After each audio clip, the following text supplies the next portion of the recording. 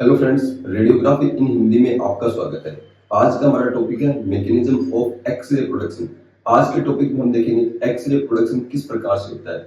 जब कैथोड से electron anode पर आकर टकराता है तो एनोड सरफेस पर ऐसी क्या रिएक्शंस होती है जिसके द्वारा एक्सरेज का प्रोडक्शन होता है। तो चलिए चलते हम टॉपिक की ओर।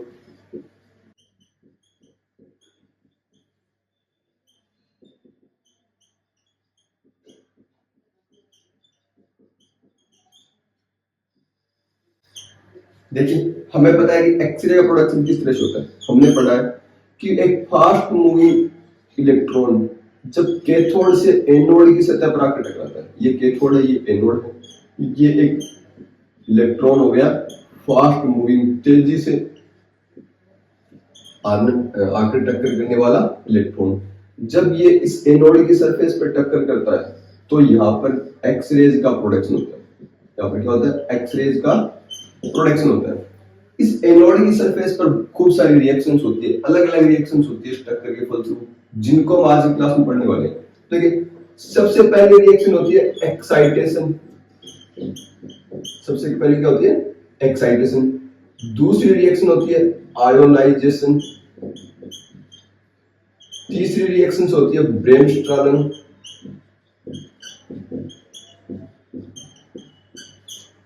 और चौथी रिएक्शन होती है कैरेक्टरिस्टिक्स एक्सरेज।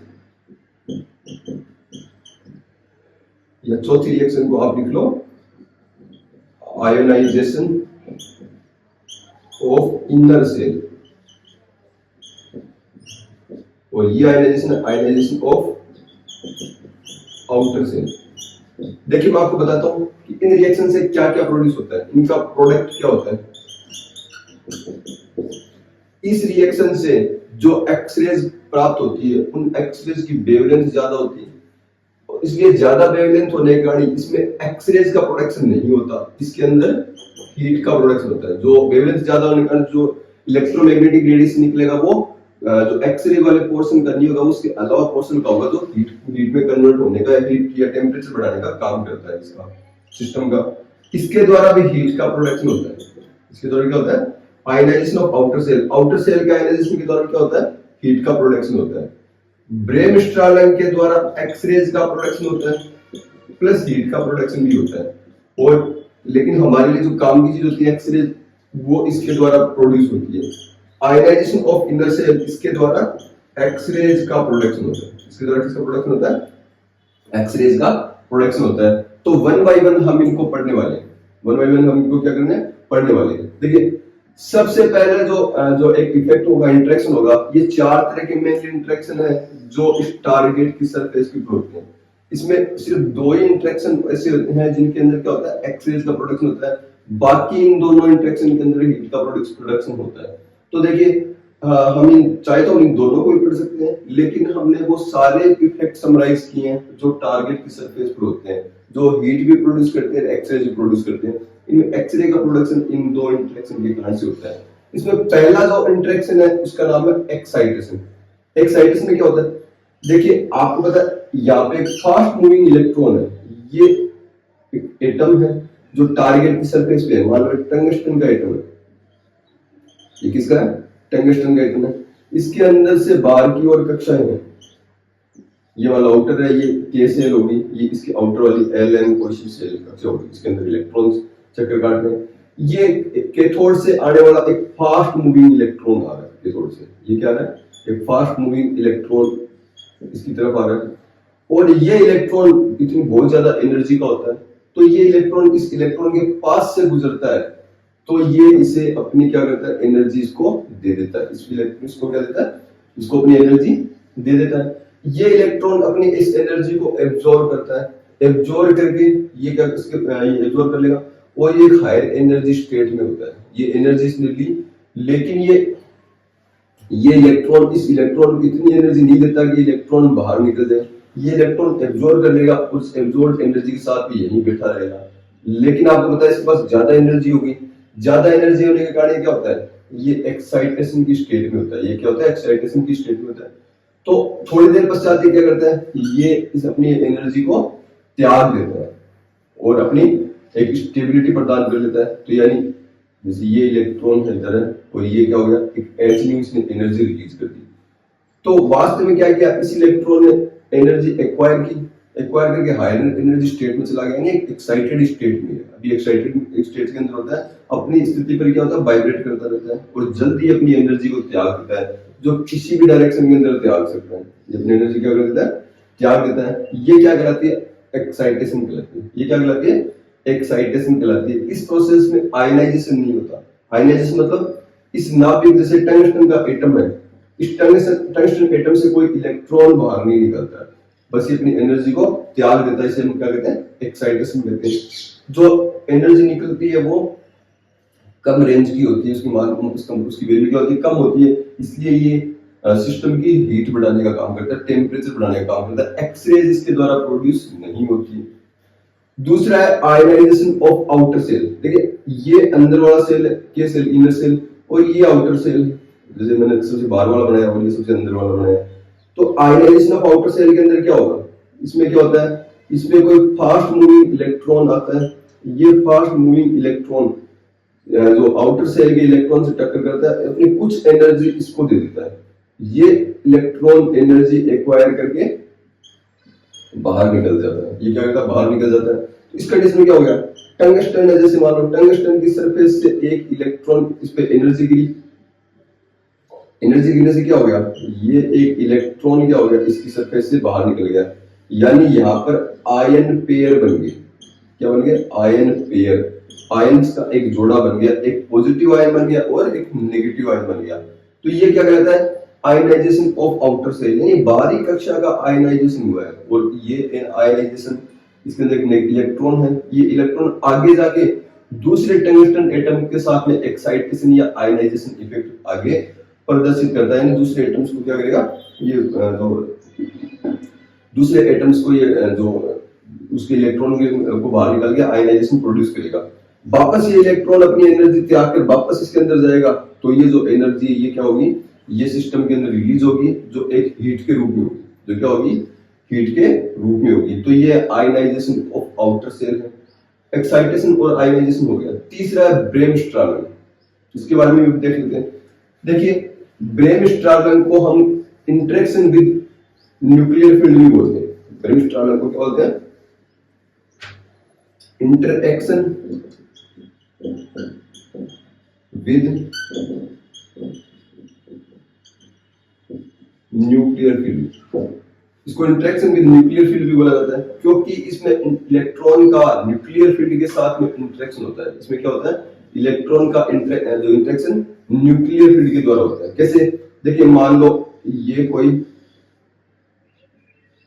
एटम है, इसकी पहली कक्षा होगी और इसकी ये दूसरी कक्षा होगी। एक फास्ट मूविंग इलेक्ट्रॉन जब किसी नाभिक के पास से गुजरता है, मैंने कहा इंटरेक्शन विद न्यूक्लियर फील्ड, आपको पता है नाभिक है, इस नाभिक के अंदर प्रोटॉन्स होते हैं। इसके अंदर क्या होंगे, प्रोटॉन्स होंगे। प्रोटॉन्स होंगे, ये एक स्टैटिक प्रोटॉन्स पर पॉजिटिव चार्ज होता है, और ये एक तरह से स्टैटिक चार्ज की तरह से बिहेव करता है कि ये जो एक जगह से स्टैटिक चार्ज है, स्टैटिक चार्ज है, तो इसका कोई ना कोई इलेक्ट्रिक फील्ड भी होगा, कोई ना कोई क्या होगा, इलेक्ट्रिक फील्ड होगा, जो क्या होगा, इसकी नाभिक से इसकी अनंत की ओर होगा, यानी दूर जाते हुए एक इलेक्ट्रिक फील्ड होगा। इसमें क्या होगा, इलेक्ट्रिक फील्ड होगा।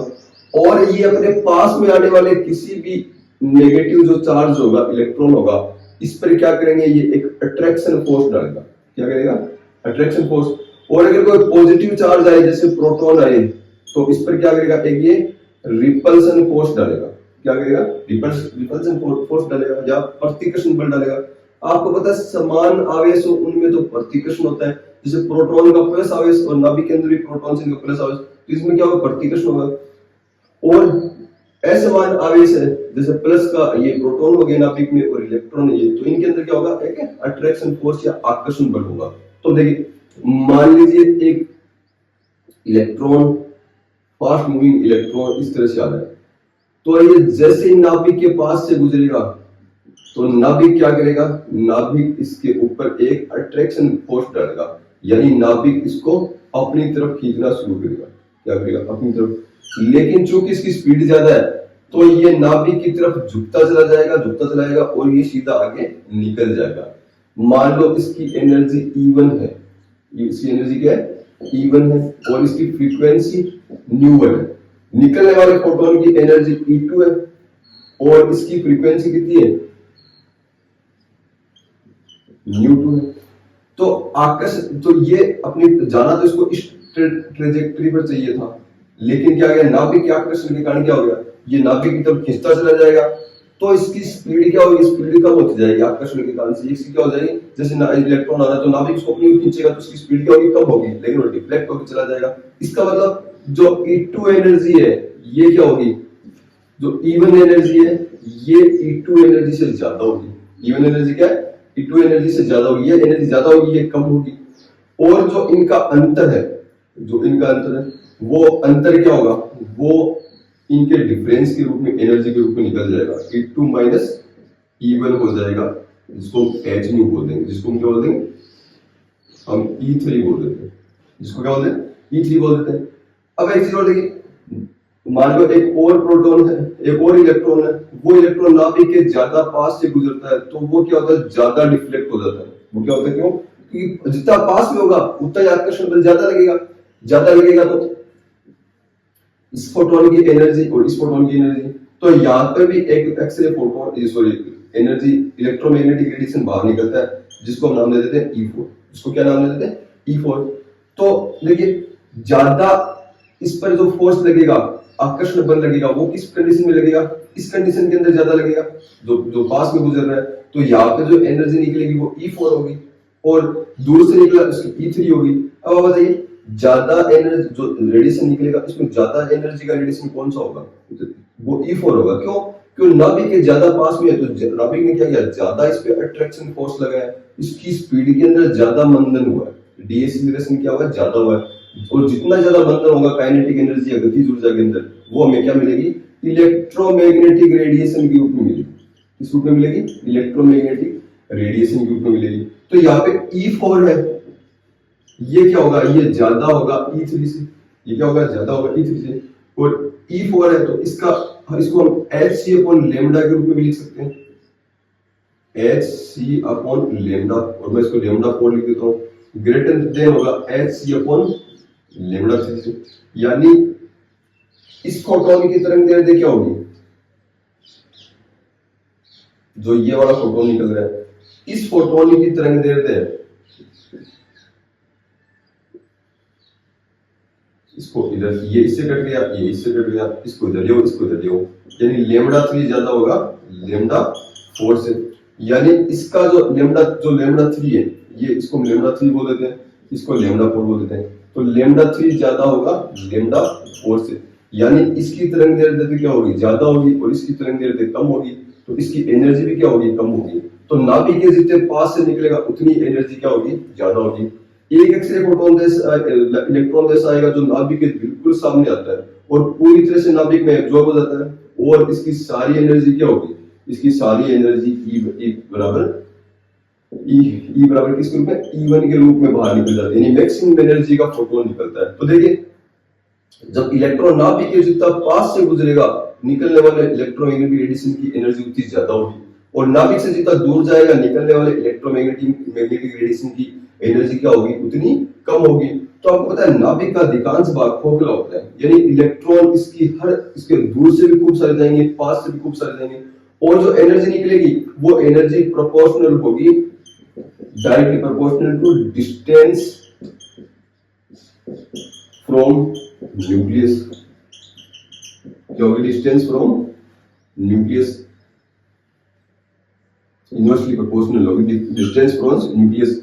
जितनी ज्यादा डिस्टेंस होगी उतनी कम एनर्जी निकलेगी, ये क्या होगी, व्युत्क्रमानुपाती होगी, 1 डिस्टेंस फ्रॉम न्यूक्लियस। यानी नाभिक से जितनी ज्यादा दूर से इलेक्ट्रॉन गुजरेगा उतनी कम एनर्जी का फोटोन निकलेगा इलेक्ट्रोमैग्नेटिक रेडिएशन का, और जितना पास से गुजरेगा उतनी ज्यादा एनर्जी का इलेक्ट्रोमैग्नेटिक जो फोटोन ये निकलेगा। तो देखिए, दूर से निकलेगा अगर ये इलेक्ट्रॉन नाभिक के, तो जो इलेक्ट्रॉन इमिट हो रहा है उस इलेक्ट्रॉन की एनर्जी कम होगी। तो ये एनर्जी क्या होती है, ये एनर्जी एक्सरे की रेंज में नहीं होती, ये क्या होती है, हीट बढ़ाने का काम करती है। ये जैसे विजिबल लाइट भी हो सकती है, इंफ्रारेड भी हो सकती है, अल्ट्रावायलेट रेज भी हो सकती है।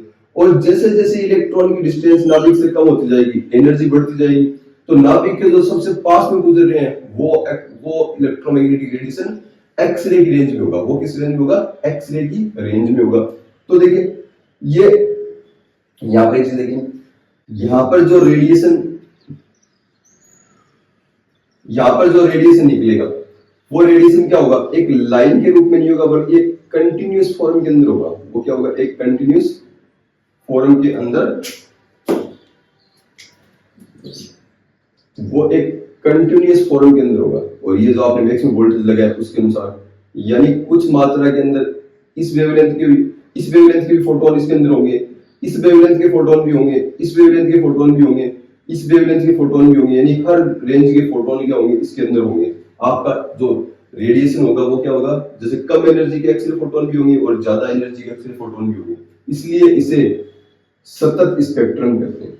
इसे क्या कहते हैं? सतत स्पेक्ट्रम। क्यों? हर एनर्जी के एक्सरेज होंगे। कैसे? मान लो ये पास वाला गुजरा है, इसने 10 केवी का दिया है, ये 20, ये 30, 40, 50, इसे इस तरह से हर केवी के एक्सरे फोटोन इसे निकलते हैं। इसलिए इसे सतत स्पेक्ट्रम या कॉन्टिन्यूअस स्पेक्ट्रम भी बोलते हैं। क्या होता है?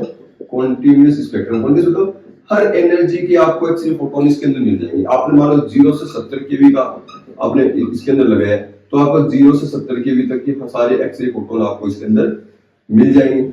दूसरा, ये इलेक्ट्रॉन के ऊपर नाभिक के द्वारा ब्रेक लगाने पे उत्पन्न होता है। जैसे इलेक्ट्रॉन तो सीधा जा रहा था, लेकिन इसने जो न्यूक्लियस ने, नाभिक ने क्या किया? इसकी स्पीड पर ब्रेक लगा दिया। तो इसने क्या किया? अपने मोमेंटम को कंजर्व रखने के लिए क्या किया? अपनी डायरेक्शन चेंज कर ली।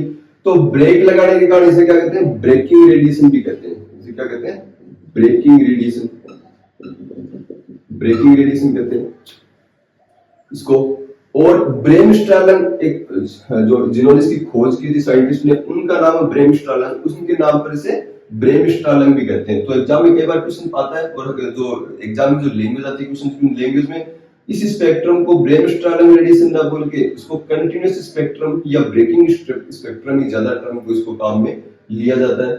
तो आप ये चीज समझ गए होंगे कि जो कंटिन्यूअस स्पेक्ट्रम है, इसके अंदर हर एनर्जी की एक्सरेज होती है। क्या होती है इसमें?